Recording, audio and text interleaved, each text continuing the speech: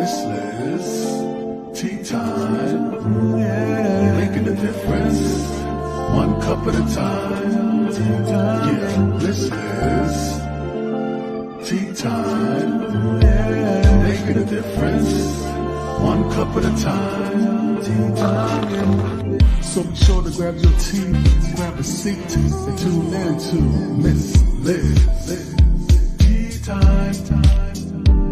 Making a difference, one cup at a time. Tea time, yeah. Tea time.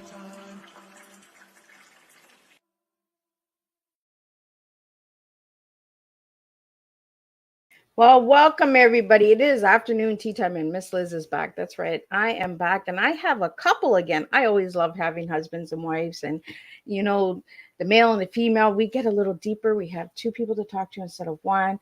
It's just more fun. So if you haven't subscribed to Miss Liz's YouTube channel, please run over and ring that little doorbell. You'll be notified for all the tea times that are going up. And you can watch these at any time. Whenever you're comfortable, you can listen to them in your car, at work, when you're working out in the gym. You can listen to us at any time. You do not have to be here right now to listen to the live. So we're going to get a little disclaimer and we're going to get the bio of Barry and Joyce out here and we're going to have some fun and we're going to spill some tea on teaching everyone awakening. That's the tea we're serving today. We don't serve a beverage in this house. We serve words and we serve storytelling. And we got some amazing stories to share with you today. So again, let's get started and then I'll get Barry and Joyce in here and we'll spill some tea together. Disclaimer for Miss Liz's Tea Time live show. Miss Liz myself is going live using StreamYard. Before leaving a comment, please grant StreamYard permission to see your name at StreamYard.com. Please be advised that the content brought forward for any Tea Time show hosted by myself, Miss Liz, is always brought forward in good faith. However, may bring forth dialogues and opinions that are not representative of my platform. The facts and information are perceived to be accurate at the giving time of airing. All Tea Time guests and audience participants are responsible for using their good judgment in taking any action that may relate to the discussion. The content brought forward may include discussions for some where they may be emotionally at risk. It is significant to note that this show is engaging in discussion forums only to offer and inspire awareness and connection and is not providing therapeutical advice. If you have any questions about the disclaimer or the panelist discussion, you may freely contact me, Miss Liz, through my email at bookingmissliz@gmail.com.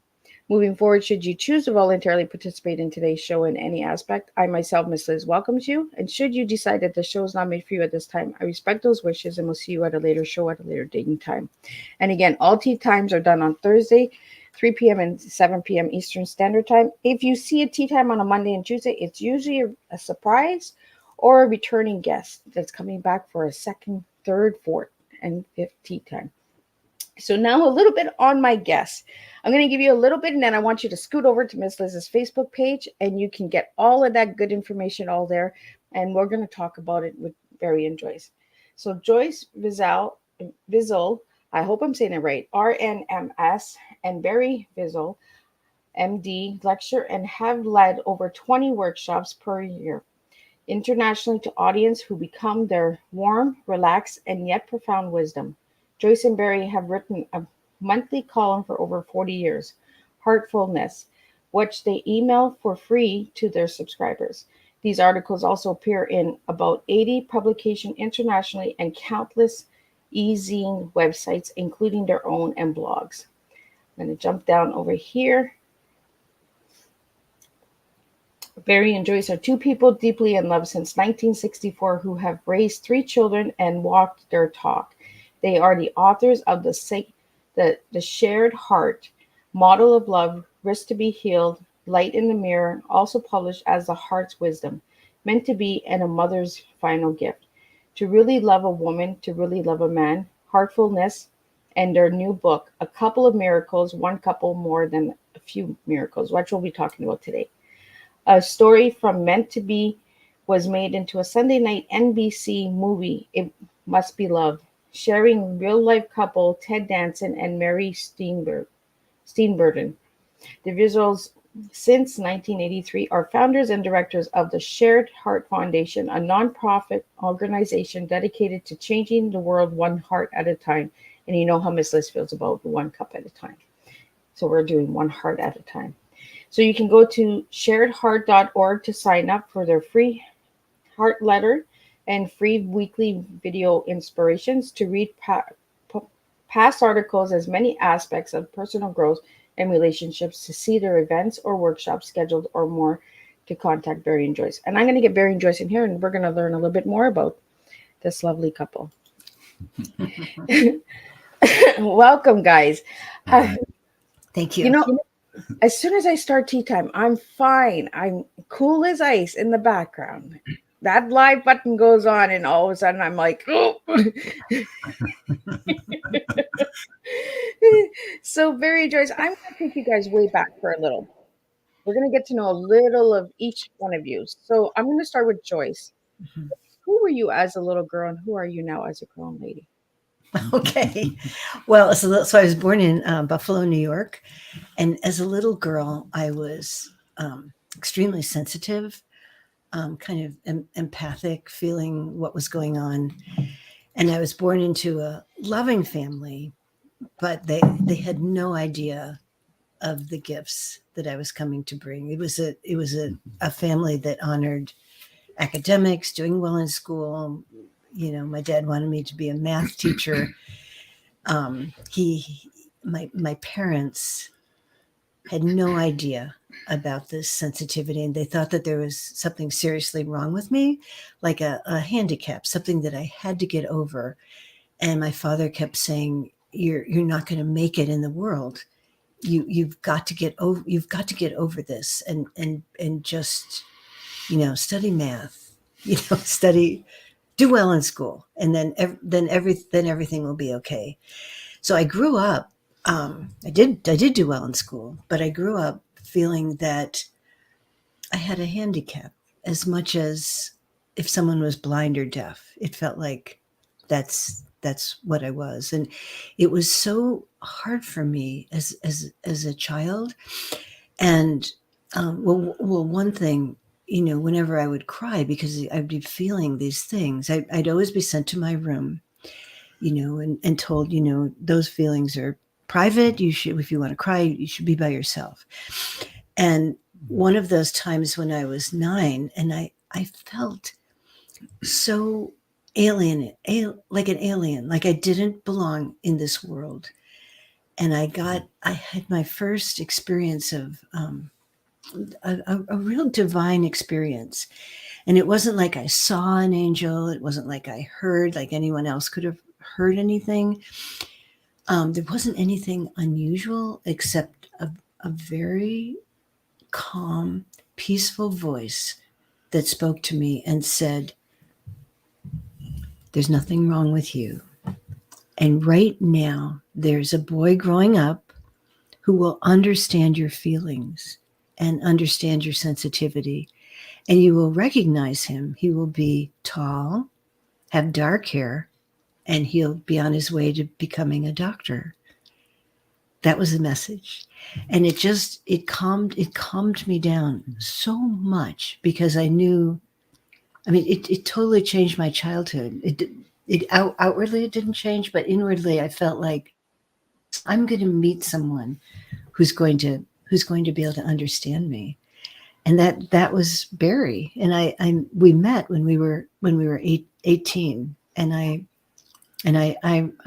recognized pretty soon that this is the person that inner voice was directing me to. So who I am now, I'm totally in love with this man, and I feel so grateful to be with you, Barry. Just like so grateful. And I'm really accepting this gift that I have. That's the sensitivity, empathic. I'm accepting it as one of my powers. Really, it's not all together. You know, I still suffer sometimes with being so sensitive and not quite knowing my way out of it. But it's so much better than when I was a child, and of course, and Barry helps me a lot too. But the work really has to be on myself. Mm-hmm. So that's what. Yeah, because I watched a video of you guys, and I mentioned just before we went live, and you had talked about your father, and that it really resonated, made me cry. My eyes watered up a lot, and I was because my father was the same way. Connect with you, Joyce.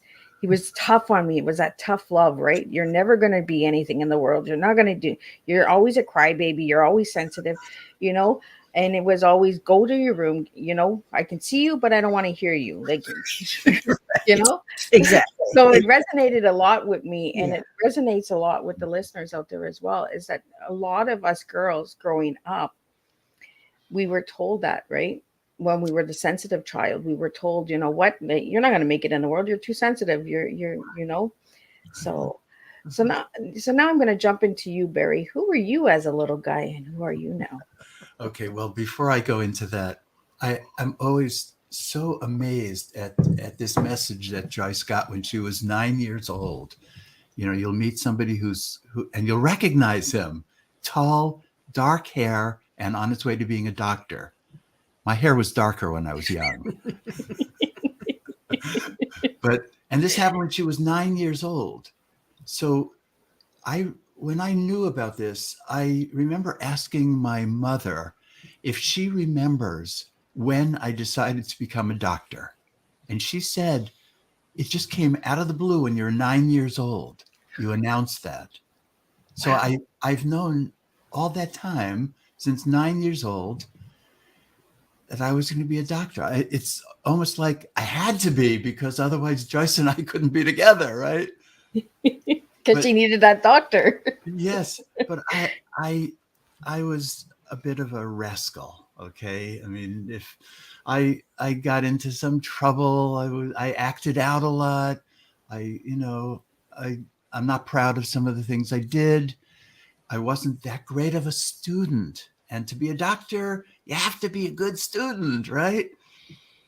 But something very profound happened when I was 18. Okay, senior year of high school. I did not get into any colleges. I got rejected by every college. Now I understand I wasn't that great of a student. So I had nowhere to go to college. And to be a doctor, you have to go to college.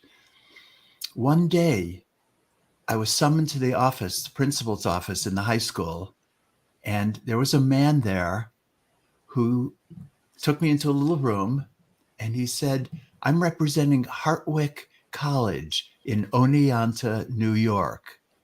And he took a few minutes to describe the college. And then he said, if you'd like to come, and he pulled a pen out of his pocket, and he said, sign right here. I looked on the table. There was an application already filled in with all my personal information, and my transcripts were there.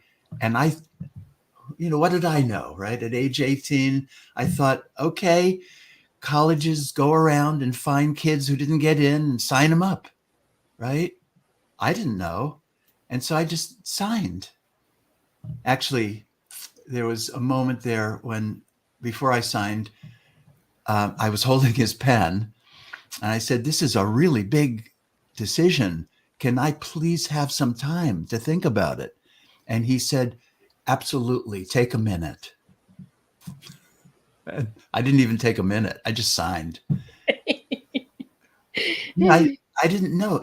And the thing that happened, the miracle, and this is in our new book, A Couple of Miracles. This is really profound, but that man did not exist. Nobody knew who that was. When I got to college at Hartwick, Joyce and I met pretty soon after, and Joyce heard the story and said, have you thanked Hartwick's admissions office for recruiting you? I said, no. And she said, Barry, get your butt up there and thank them for recruiting you. So I got there. Nobody knew who that was. And finally, I was brought into the dean of admissions, and he heard my story and he said, I believe that happened, but we never, ever have recruited anyone. And we don't have anybody who goes around. So nobody knew who that man was. And to this day, I still get goosebumps thinking about it. I think it could have been an angel. Who knows, right? I believe that that's divine universe connecting people that need to be connected, you know, and putting us on a path that we might not even understand. And years later, we'll be like, okay, I know this happened. Like, it makes you question, right? Like, did I dream it? Did I fill out an application on my own? Like, how did, like, you know, and the age of 9, like you talking about being a doctor and Joyce having, you know, this vision. It's a divine universe putting you guys together. And you guys have been together for how long? 59 years. Yeah. Wow. So what I want to add, because people hear a story like that and they think, oh, it must be just so perfect. You know, you came together, it must be so perfect. The reality is that it wasn't, because this was 1964 and it wasn't that long from the ending of World War II, and people were really learning about the Holocaust and what happened. And Barry was raised in a very what would you say? Traditional. Traditional Jewish. New York Jewish family. And he was raised that it is his responsibility to marry a Jewish person and have Jewish children, that they need to bring Jewish people back. So that was like from, you know, early on, so deep inside of him. Yeah. I am not Jewish, and I was not going to become Jewish. And so right away at age 18, Barry looked at me and said, you know, we can never get married. Yeah. And that very serious adult thing was kind of, and it wasn't the beginning, because the beginning was this blissful time being together, but this reality. And so then it took years to kind of work our way through that. And what we tell people about relationship is that typically there will be something so hard and you're not going to know how to get through it. But in the getting through it, you will make your relationship really strong. So there's no such thing as just this easy relationship. Yeah. Relationship has challenges, and that's a good thing. Absolutely. Yeah. So well, and Barry, you even admitted that you were a little rebel. So the rebel was in you, right? So that's how you got married. my parents did come to the wedding. Well, My mother sat in the front crying like it was a funeral, but they came. well, I'm sure today, after 59 years, they have accepted Joyce, right? Yeah. Really, long ago they accepted. They're all passed on now. But my mother, before she died, well, actually for decades before she died, every time I saw her, she would say, Barry, you know, the best thing that has ever happened to you is Joyce. I'd say it took about 10 years for them to accept. Well, and that's the thing, right? Relationships are hard. A lot of people think it's this fairy tale. And what I love about your story is you wrote all these amazing love story romances and books and articles. But your journey to fall in love was hard work. It was a challenge, right? You had to overcome these struggles. Oh, we fought so much over religion. I can imagine. We did. And here we are. Spirituality is the strongest part of our relationship. And yet I'm still Jewish and Joyce is still Christian, but we have found a common area that we both have our full hearts into. Yeah. And that's how it works. I think that's the magic, right? The magic is having the heart in it. Yeah. Right. Yeah. And you guys have this incredible foundation, the heart and the shared heart. You shared your hearts. Come on. Like, Yeah. so could you tell us a little bit about the Shared Heart Foundation? You go ahead. with that. Yeah. Well, our first book was called The Shared Heart, and it was a book about, really, when it came out in 1984, there were hardly any other writings about using relationship as a conscious spiritual path, to grow.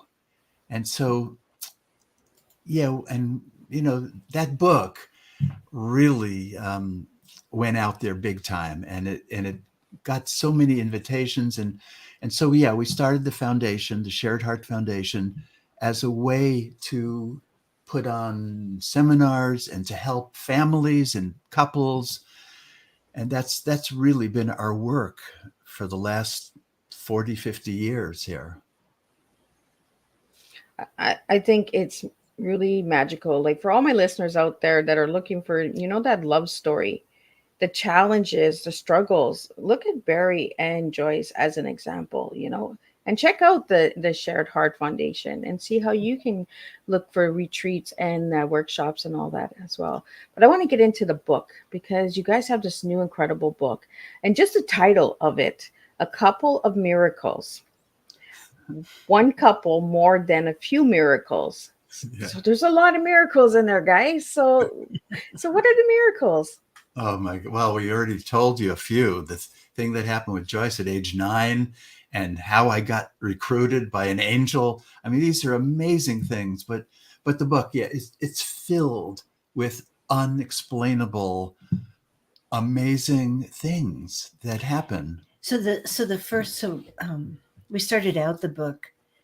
Yeah, there have been a lot, and it's not like there's just a lot of miracles in our lives. I think all people have a lot of miracles. They just don't. They take it for granted, like it's nothing special. Yeah. But these amazing things happen to everyone. So we live in California, and everyone knows that there's earthquakes in California. Not that often, but sometimes. And in 1989, we happened to be right by the epicenter of one of the biggest earthquakes that ever hit California. What's it called? The Loma Prieta 1989 earthquake. I actually had the guy who did a documentary on that earthquake. Wow. Yeah. So you know about it. Remember it stopped the World Series? Yeah. So anyway, we were living in this small rented house. It was kind of an older house. It didn't have a really great foundation, but we loved it because it was on a 120-acre ranch, and we just loved everything about it. And we had just had our son was born, our third child. He was just 5 months old, and we had two little girls also. And we were in the bathroom. I had just finished giving our baby a bath, and Barry was trying to pick him up when the earthquake happened. And there's so many instances during those few minutes that we could have been completely killed. First of all, the house went off the foundation and slid down a hill 7 feet. Wow. But the most major is that there was a big propane tank right outside the bathroom, and it started shooting all of the gas. When the house slid, it took the line off of the tank, and the tank was emptying 250 gallons of propane through the bathroom window where we were trapped. And we couldn't get out of the bathroom, and we couldn't close the window because it was jammed. Wow. And so we were within maybe less than 1 minute of dying from the gas. Because the pilot light on the furnace was always on, and that would have been enough to just explode the whole house. But by some miracle, that pilot light went out, and we all, by great effort, were able to get out of that house. Yeah. Our daughters had a lot of cuts, they were bleeding, but they weren't really deeply injured. But but we got it. We got got out. out, yeah. We Yeah. got out. And that was, the house looked terrible. Yeah. It just It looked, was all broken apart. It I just- mean, we it were just- really, it just looked terrible. yeah. But we got out. And Yeah. I deeply feel that it's a miracle that all 5 of us lived through that experience. So that's one of the more dramatic Yeah. miracles. I Yeah. would say scary, but I don't know. Do you want to share any others? Oh, well, another really profound miracle was we were up I was hiking up in Mount Shasta, and I was walking through an alpine meadow, and by the stream there was a man who was lying down, and I was going to walk by him because first, I'm a doctor, okay, so I looked, made sure he was breathing, right? But I was going to walk past him, and I felt a really deep prompting to go sit right next to him. And my mind, as you know, as everybody knows, when we get these crazy promptings, we argue ourselves out of them. Yeah. So I argued that, I couldn't possibly sit next to him. He's probably taking a nap, or he's meditating, or who knows what he's doing. And if I sat next to him, he'll think I'm crazy. He'll think I'm weird, whatever it is, right?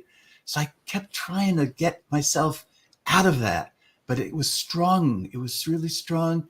And finally I listened, and I sat 1 foot away from his head, in this alpine meadow with nobody else around.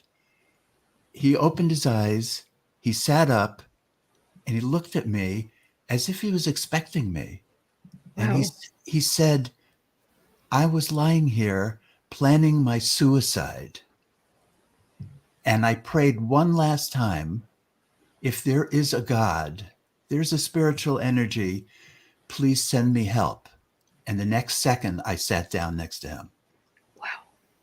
And we spent a half an hour hugging and crying and talking. And of course, he told me now this is the clearest sign he's ever got in his life. He doesn't need to kill himself anymore.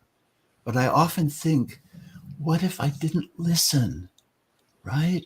And I believe we all get these promptings all the time. And we talk ourselves out of it. Like, call so-and-so. And we think, nah. I'll call later. Yeah, right, later. But, these are divine intuitions, right? They're promptings. Yeah. So that's another little big miracle, right? Yeah. And you said something really important, Barry, is we need to start listening, right? Because we all get those prompt messages, Yeah. and then we live with the regret because we didn't follow through with those messages, like to make that call or go check on that person or just walk down that street instead of that street. Exactly. Right. But we close that mind, and we are like, we'll get to it later. We'll do it later. We'll do that tomorrow. We won't do that today.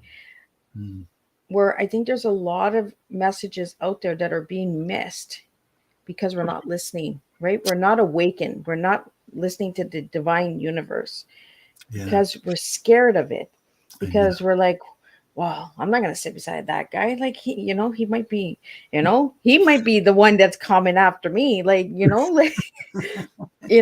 and Joyce, you mentioned the earthquake, and I had the guy, I'm trying to remember his name for the life of me. He was on Teatime last year, and he did a documentary on the earthquake, and there was a lot of stories that were brought up that there was a lot of miracles during that earthquake as well. A lot of things that couldn't be explained, but it also was a big shakeup of waking up that area, that community. Bringing people together, people that were not connecting before, that came together and connected, helped each other out. Right. And I think that we get these Mother Earth storms and events that happen that kind of shakes us up and says, we got to start listening. Right. We got to start connecting. We got to start coming together, not divided, but together. Right. you know, Right. and it's like a relationship, right? You Right. shake it and you shake it, and it's like it's all messed up. And the easiest thing to do is I'm leaving, I'm gone, Right. right? Instead of sitting down and saying, oh, maybe I need to change a little. Maybe I need to do this a little. Maybe I need to settle down a little. Like, you know, One of the main things that we do now is we teach couples how to more deeply love and connect. And it's all about being able to get past projection. Okay, because we don't see what's in ourselves, but we sure see it in our partner. Okay. And so we help people take responsibility for what's going on inside. It's so important. and I think we don't talk about that enough, right? Right. In today's world is connection and Yeah. understanding the other person. We're so fast to judge, right? But we don't Yeah. understand. Yeah. And it's that mirror, right? Look in the mirror and say, okay, why is this bugging me so much? And because it's a reflection of me, right? Exactly. We wrote one of our books is called Light in the Mirror. And Oh, it's being able to it's a book showing how to use your partner as a mirror so that you can better grow yourself and learn what you need to learn. And ultimately, to see the light in the mirror is to see the highest part of both your partner and yourself. so I want to get into your guys' tea because we're at tea time, right? And the Yeah. words that you gave me, and I ask this to all the guests, is what is their tea? Because I don't serve my guests. My guests serve me. They bring the story to the table. And you guys gave me teaching everyone awakening. Yeah. Through EA. your story, how are you teaching everyone to be awakened? Well, that is our work, and even though so much of our work is around couples, it's really about the individual awakening. Because if you focus on really taking care of yourself and nurturing your own heart, that's the way you most nurture your partner too. And also, so we had the good fortune of having several really good teachers early on in our early 30s, late 20s. And one of those was Leo Biscaglia, who went on to become quite a well-known teacher. And his whole thing was that we need to be real, and we need to accept who we are and not pretend to be anybody else. And that if we want to help someone, we have to be real and not put on a good front, because people won't really trust that. Well, your And energy is going to give you away. yes, exactly. Yeah. That's what I tell people. Everyone's like, Miss Liz, you're such a kook. And I'm like, okay, I'm a coot. I'm a hoot. I like to have fun. I'm so imperfect and so all over roller coaster. But that's what we have to bring to the table, right, Joyce? We Right. have to bring that to the table. Like when you met Barry, you had to bring that sensitive side to the table. So Barry could be that lover for you. And we're going to get into word lover in a bit. But I mean, you have to bring that to the table in order Yes. to make that connection. Right. Yeah. Exactly. Yeah. Exactly. Yeah. So that, I'd say that's part of what we offer people, is this opportunity to be vulnerable and to be real. There's a place where we live. It's called Esalen. That's pretty well known retreat center, at least in our country. And we do these retreats, and usually there's about 25 couples. And we have each person, that's a lot of people, with each person for a very short period of time, like 1 minute, share their deepest vulnerability. And it is amazing what people share. These people that walk into the workshop, totally confident, maybe they're, PhD, MD, super amount of education, and they share their vulnerability, and you can see the little child in them. It's so beautiful. And then at the end, almost everyone that shares says that it was the most powerful, is to know that other people also have these vulnerabilities, because people feel so alone.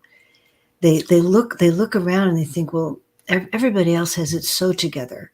Yeah. But I'm dealing with these feelings inside, and I'm not going to tell anyone because they won't accept me. But in truth, when we share these vulnerabilities, we're much more lovable and much more acceptable. Yeah. For example, I had a lot of trouble accepting the part of me that needed love from Joyce. Wow. I really had trouble with that because I grew up in this tough neighborhood in Brooklyn, New York. And if I showed any vulnerability like fear, I would get beaten up. Yeah. So I had to stuff everything and give a tough outer image, right? And so early in our relationship, Joyce would say to me, Barry, I really need your love. Don't you need my love? And I'd say, no, I don't need your love. I choose to be with you. That used to really hurt her, right? And I'd say, I could be with anybody, but I choose you. Wasn't that a horrible thing to say? 59 years later, are you still saying that, Barry? Well, guess what? 59 years later, I need Joyce's love so deeply that my greatest vulnerability is the thought of her dying before me. That's my biggest vulnerability. The thought of being alone on this planet without the dearest friend of my heart. Yeah. And I think that's why you guys gave me the word to describe you guys. I asked my guests, all my guests that come to the tea time table, Miss Liz asks them, give me one word to describe yourselves. And you gave me the word lovers. So let's get into the word lovers, because a lot of people, they say lovers and they're like, oh, we're talking about dirty stuff now. You know what? There's a closeness. There's a connection with intimacy that we really need to start talking about, you know? So why the word lovers, guys? Well, you chose that. I chose the word.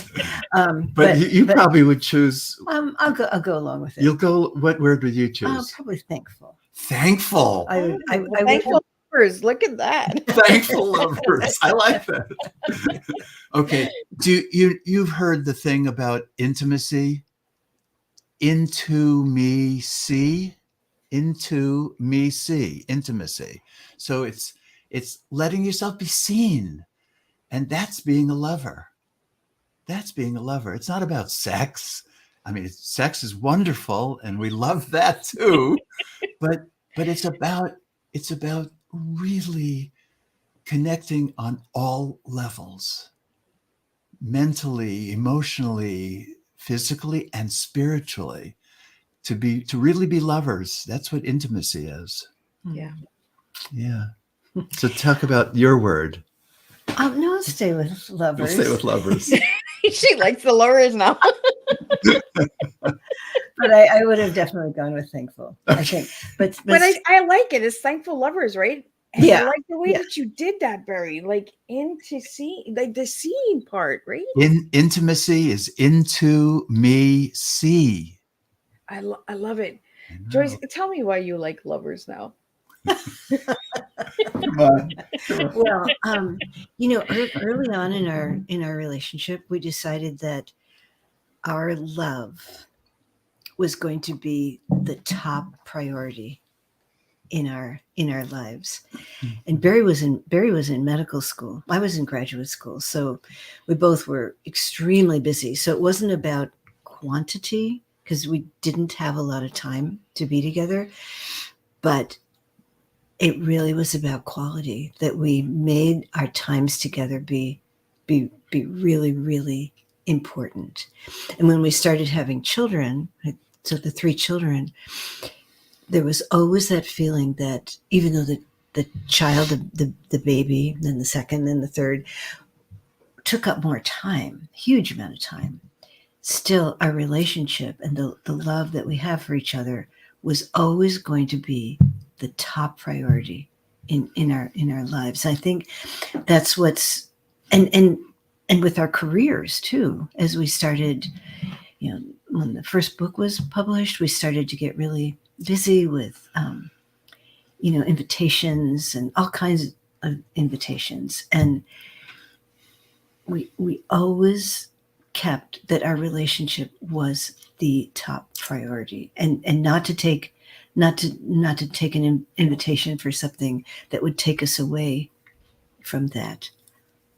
The Thankful Lovers is, I feel so grateful to be with such a beautiful man. And I tell you every day. You too. Every day. And I also share with Barry that I would choose him over and over and over again. And that's something we try and teach couples, because when we say that, would you choose each other again? A lot of people don't know what to say. Right. What? I get to change it? Yeah, there's just a silence. But to know that your partner would choose you again, even though you're going through difficult times, I think that's part of being a lover too. Yeah. And I'm so grateful that Joyce, you have taught me so much about love. You've helped me become sensitive because of your sensitivity. Yeah. And I see that Joyce has brought that sensitive side of you out. And it really shows in the way that the body language, the conversation, the connection, and we need that sometimes. Like you said, Barry, growing up, you had to be that tough boy, because if you didn't, you got beaten, right? Yeah. So you found a woman that had to bring that soft side out, that wanted to be out, to begin with. And you brought that side to Joyce as well, to say, you know what, it's okay to be soft. Yeah. You both gave that permission to be who you really were. Yeah.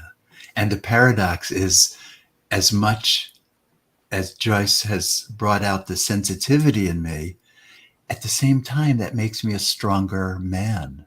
Yeah. And that's really, people don't understand that. They think, you're either sensitive or you're strong. Yeah. But no, the sensitivity makes you powerful. Well, the vulnerability, right, of being open is strength. I say this all the time. The broken is beautiful. We're all broken people. Yeah. Right. Because the light had to come into all of us in order for the universe to work with our energies and to get us to where we need to be. We have to be broken. We all have to break. We all have to fall. We all have to fail. There's not one of us that hasn't failed, hasn't fallen, hasn't gone through something, hasn't connected with the wrong partner, and then finds the right partner. There's a journey for all of us out there. Yeah. And let me share one of the biggest ways that we had to break. Because remember, early in the relationship, I said that I was not aware of my need for love.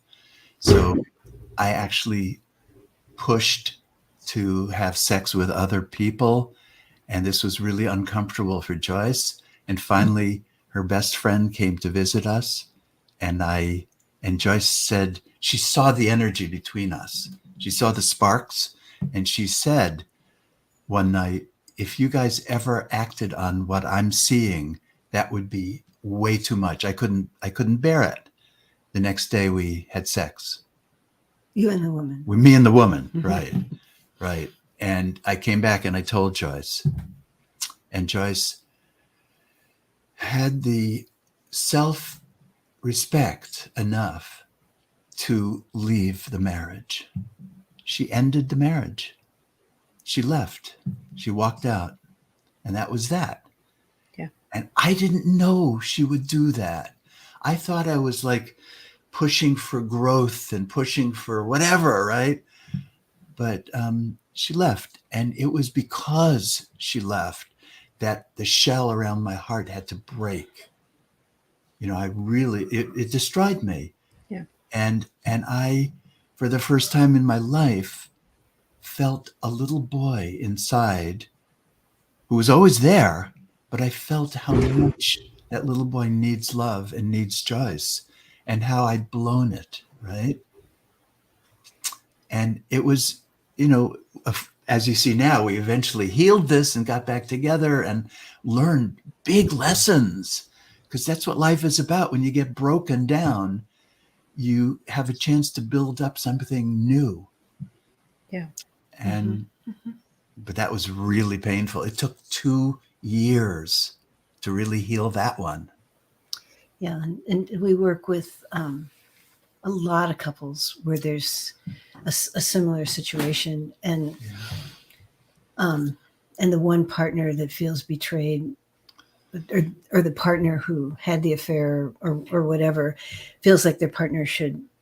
They've said I've already said I'm sorry. You know, get over this quickly, but it takes a long time to heal such a big betrayal. And Barry had to be very lovingly patient with me and accepting, because the feelings would come unannounced, and you needed to be firm within yourself about this change that you had made, and how you trusted yourself. Yeah, I mean, just the truth of knowing how much I need love from Joyce.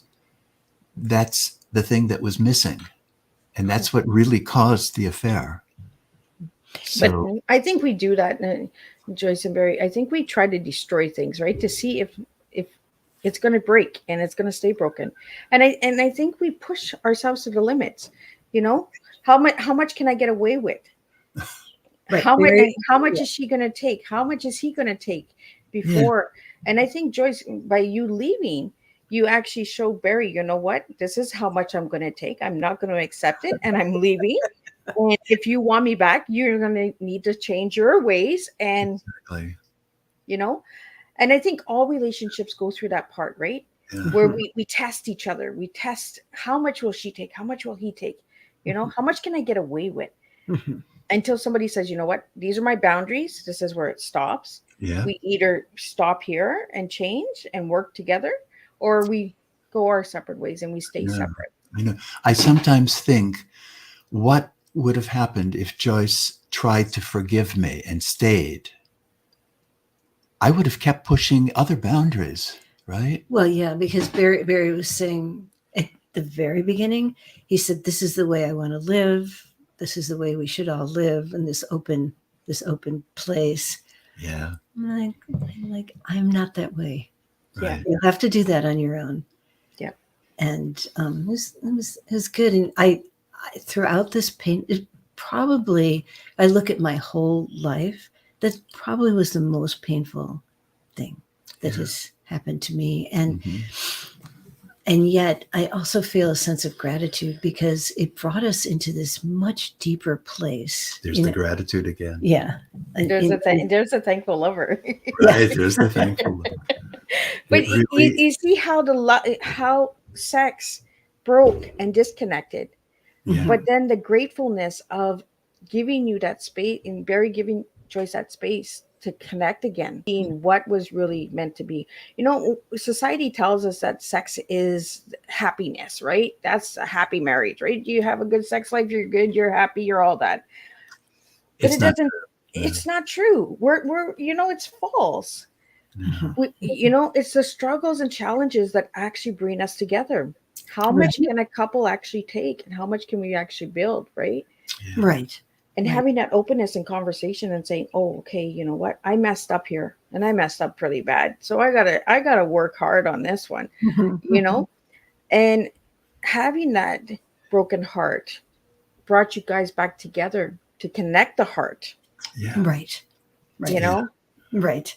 Yeah. And I think it's a miracle. I think it was a miracle that, Barry, you did that. It wasn't right that you did that, but, you know, it was a miracle that it brought you together and connected you guys together to be a stronger lovers now.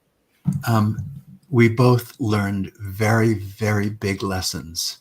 And I don't know if you want to share, you know, what you learned about self-love and self-devotion, rather than too much towards me, you know. That's enough. Yeah. Okay. And you learned Yeah, well, I learned about the little boy that needs love.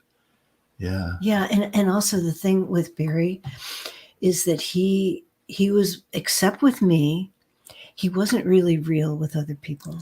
He always put on a smile. Yeah. No matter what happened, he was smiling. Everything was fine.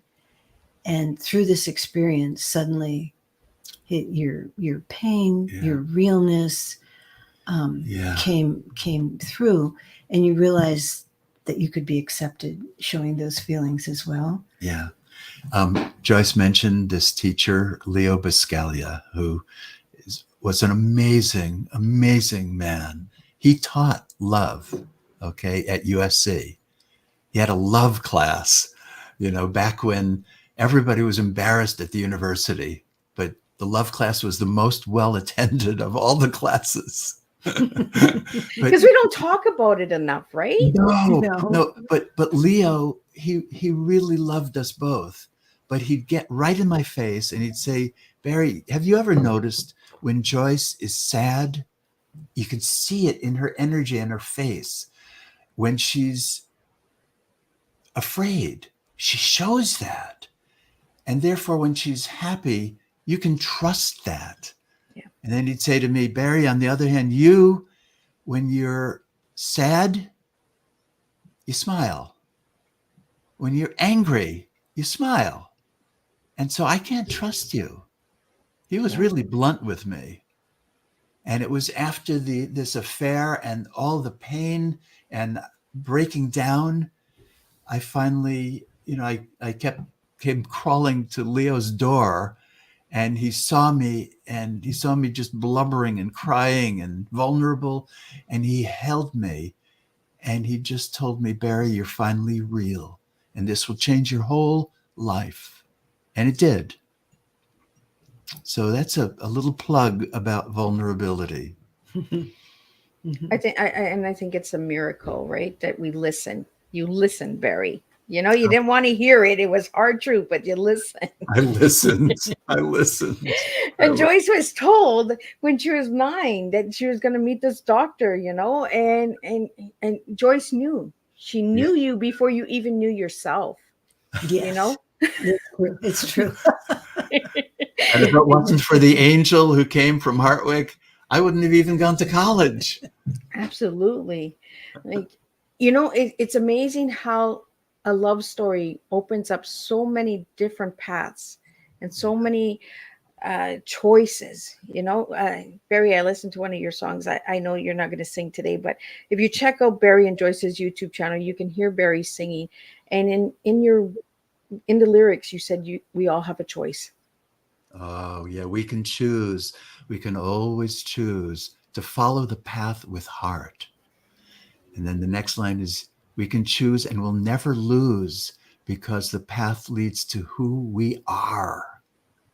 And I think that it's truly magical how divine universe works, and how it brings people together, and how it brings a story together, and how it brings a tea together, together, sitting here and having this conversation. And my listeners and viewers are, so we have a question here.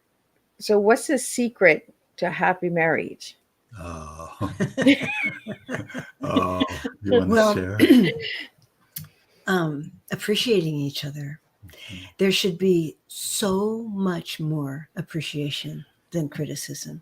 I don't know. I just randomly picked 90% appreciation and gratitude.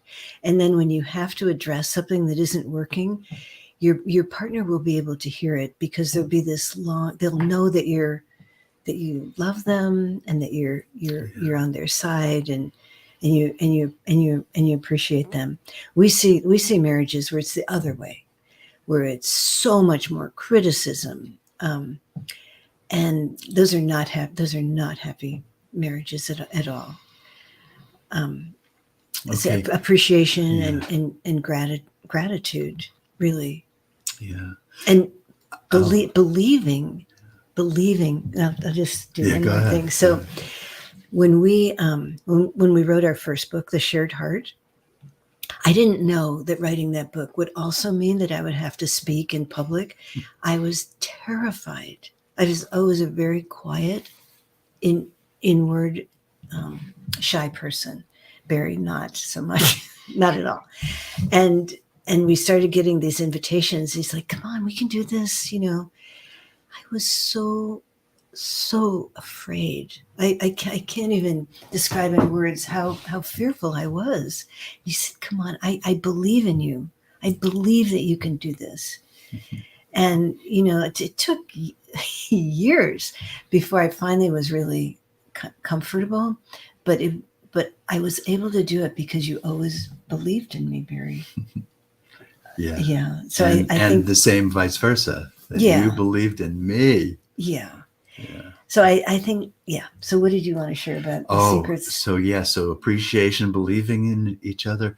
But I have to say that the biggest secret of a really healthy, loving marriage has to do with spirituality. It has to do with opening and receiving the help from something more than just your personality and your mind and your own personal love. It's like plugging in to a divine outlet, whether you call it God, universe, divine love, doesn't matter.